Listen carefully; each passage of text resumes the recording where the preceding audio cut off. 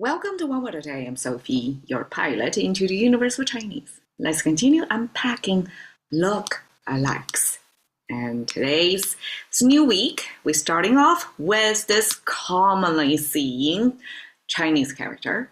It's used, we see it almost every day unless it's cloudy.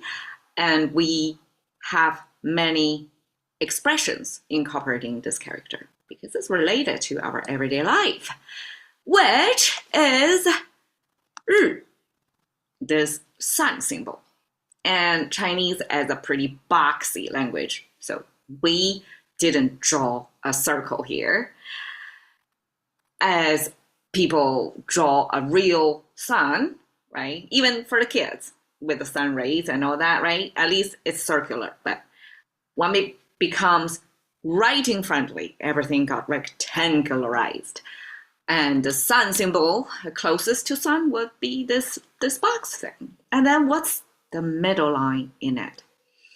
That's the thing that gets interesting. For one, I would think it served as a differentiator with, we have another character that signified a piece of land, which as flat earthers back then, when the language was created, people think the land is a flat place. So just a box itself would signify a big piece of land. So differentiate from that is one. Second, it signifies it's not emptiness within this space. There are energy in it. So simplified traditional, they look exactly the same simply because this is such an essential concept. No further simplification is done over the time, and even 2,000 years ago. The only thing is the details of rendering. So you can see the 2,000 years ago's dictionary still keep the circular nature of the sun at the very bottom of it. But we can imagine how hard it is if you're handwritten this icon onto a piece of paper or bamboo, I guess back then. Paper was a later invention. That you have to draw in one long stroke and keep this symmetry, right? And have the bottom like a curvature like that. It will be harder to do. So easier one, just box up, rectangularize all four corners with one horizontal line in it. Okay, we have expressions. And these are one of my three, I guess, commonly heard and appreciated expressions that have the sun in them. 夜以继日. Okay. 夜, nighttime. 以, to. We can use it as to, English too. 继, follow. 日. Well, we know it's a sun, but it also means daytime. So 夜 as nighttime. So we're simply saying we are working from daytime now into the nighttime. We work on something so dedicated in such a rush that it will work 夜以继日. We work night continuously to follow the day. I guess some professions or some situations would call for such long duration of work. It's not promoting it, not healthy, but we do have such expression in our language to say we continue work into the nights. And that's 夜以继日. Now, this one is a little bit longer. It's not the typical 4 Chinese character formation. It says 五日三省吾身. Okay, I'm pointing out the pronunciation here. 五 is a way to, I guess, ancient way or classical Chinese way to express self-identify. 我 simply is a contemporary 我. Okay. I daily. 日. Okay, so see here. Here, 日 means daytime. But in this context, it becomes daily.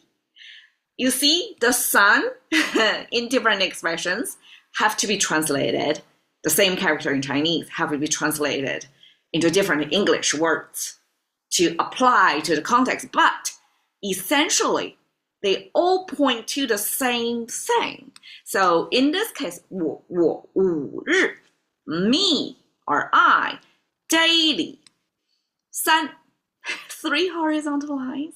As you know, 1 is 1, 2 horizontal lines is 2, 3 is 3. That's as simple as Chinese numerical system begin. And then when it comes to 4, things get complicated. And by the way, the top of it is number 5. Okay. Anyhow, 3 times 醒 means reflection, self-reflect. 身, this is something interesting.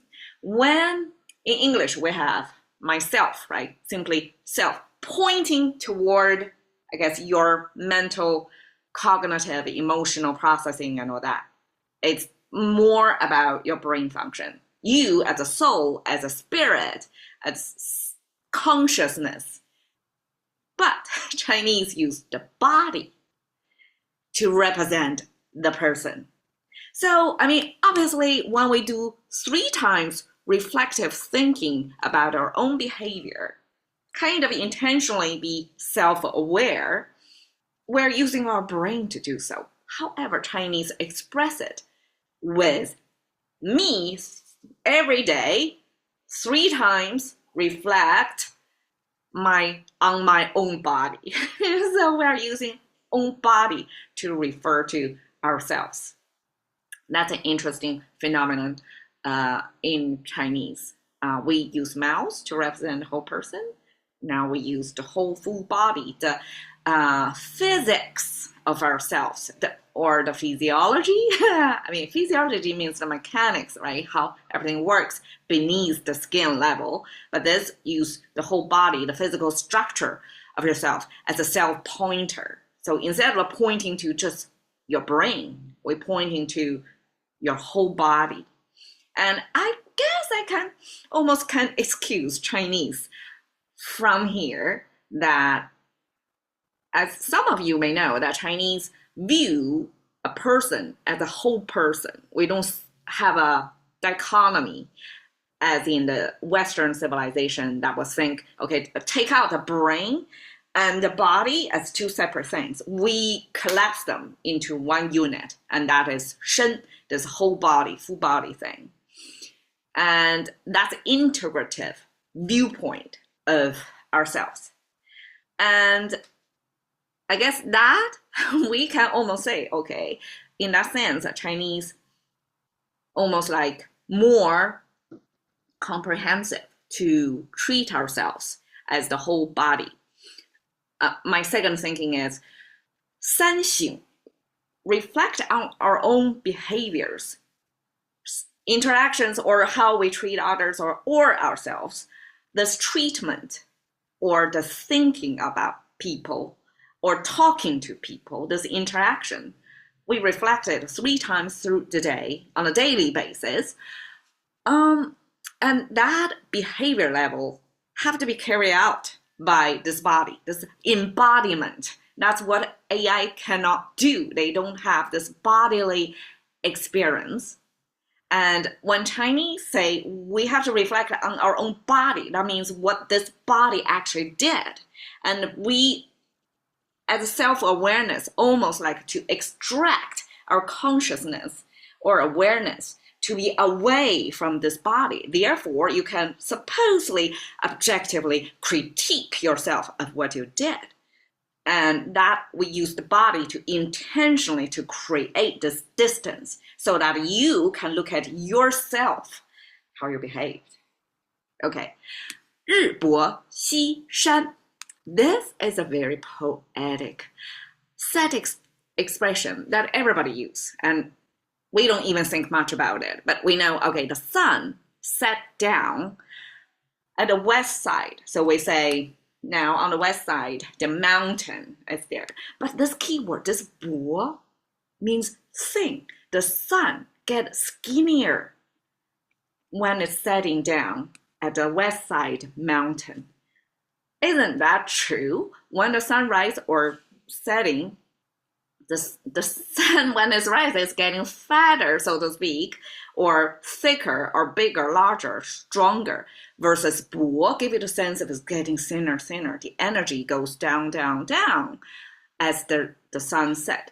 And I just find it fascinating that somebody choose this very distinctively non-typical action to describe how the sun behaves when it's setting. We use the thinning, getting thinner over time.